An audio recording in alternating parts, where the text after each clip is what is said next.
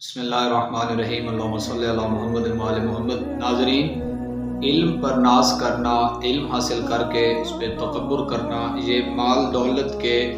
تکبر سے بھی زیادہ خطرناک ہے۔ اگر کوئی آدمی یونیورسٹی سے یا دینی مدارس سے تعلیم حاصل کر کے، علمی اصلاحات یاد کر کے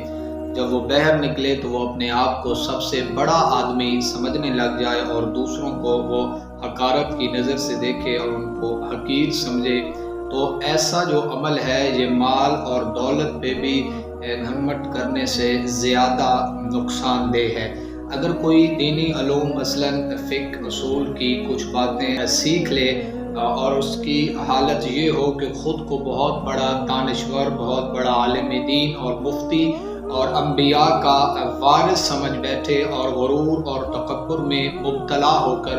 لوگوں سے یہ کہے کہ میری اطاعت کرو، تو ایسے ہی طالب علم کا تکبر میں مبتلا ہونا انتہائی خطرناک ثابت ہوتا ہے۔ دوسرے لوگ چونکہ مادی چیزوں کے متعلق تکبر کرتے ہیں،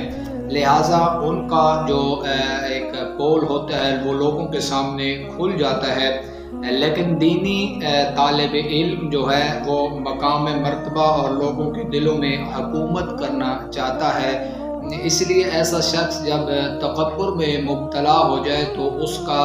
جو نقصان ہے وہ دوسرے لوگوں سے کہیں زیادہ ہوتا ہے۔ تکبر میں جو مبتلا ہوتا ہے، جو اپنے آپ کو عالم سمجھتا ہے، وہ دین کا کچھ علم حاصل کر کے، چند کلمات یاد کر کے جب وہ یہ ناز کرتا ہے کہ فلانے شخص کی جو تعلیم ہے وہ دین کے مسائل نہیں جانتا، میں سب سے زیادہ جانتا ہوں، تو یہ اس کی ایک جداگانہ امتیازی حیثیت ہے۔ حقیقت یہ ہے کہ اگر علم دانش میں اضافے کے ساتھ ساتھ ایمان و معرفت کا اضافہ نہیں ہوا تو اس عالم میں ایک ان پڑھ آدمی میں کوئی فرق نہیں ہے کہ اگر اس نے دین کی تعلیم حاصل بھی کی ہے لیکن اس میں ایمان اور معرفت کی کمی ہے تو پھر جو جاہل ہے وہ تو برابر ہو گئے، کیونکہ اس کے پاس علم ہے، اس کے پاس معرفت ساتھ نہیں ہے۔ بلکہ سچ تو یہ ہے کہ جو عوام جنہیں اپنا ناخواندگی کا احساس ہے، اپنے کم علمی کا احساس ہے، اسی وجہ سے ان میں عاجز اور انکساری ہے،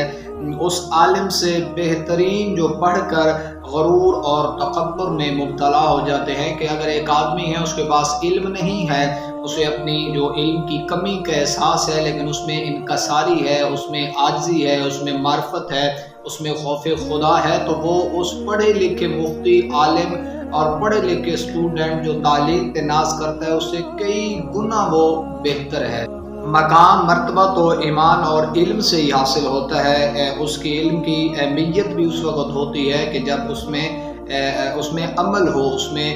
معرفت ہو، جس سے اللہ اور روز آخرت پر وہ قوی ہو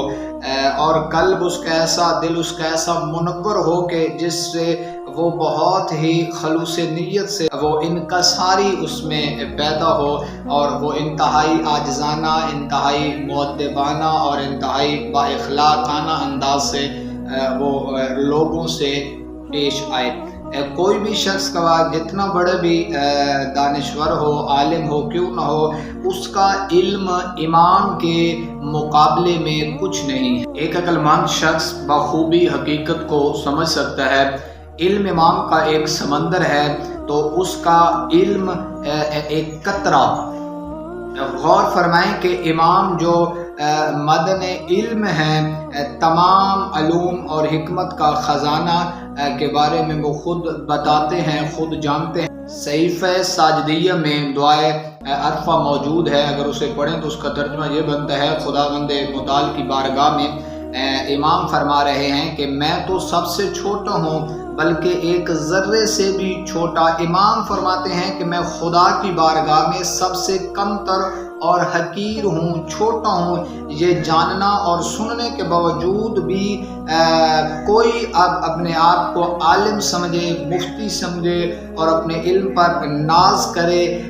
تو یہ کہہ سکتے ہیں کہ میں فلانے سے بڑا ہوں۔ خدا کے ہاں بزرگی کا جو معیار ہے وہ تقوی ہے، وہ پرہیزگاری ہے، وہ خداوند متعال کی معرفت ہے۔ ایک دینی طالب علم کو یہ جان لینا چاہیے کہ جس طرح پہلے خدا کی مخلوق تھا آج بھی ہے اور آج بھی اسی طرح خدا کا وہ محتاج ہے جس طرح طالب علمی کے زمانے سے پہلے تھا۔ خود کو دوسروں سے بڑا نہ سمجھے اور یہ نہ کہے دوسرے عام لوگ ہیں اور میں ایک خاص عالم دین ہوں۔ آئے خداوند متعال ہمیں علم حاصل کرنے اور اس پہ عمل کرنے کی توفیق عطا فرمائے۔